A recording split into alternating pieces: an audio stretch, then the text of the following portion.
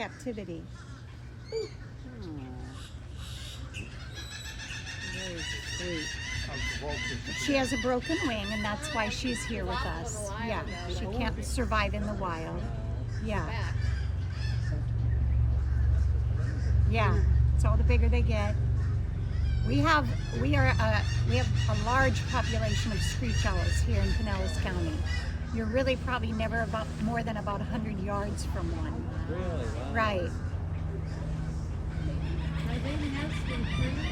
Or are they Yeah, on the in ground? little people put up nesting boxes and can get screech owls.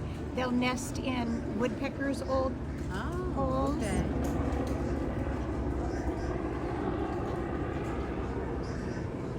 See how she moves her head to be able to see? Yeah.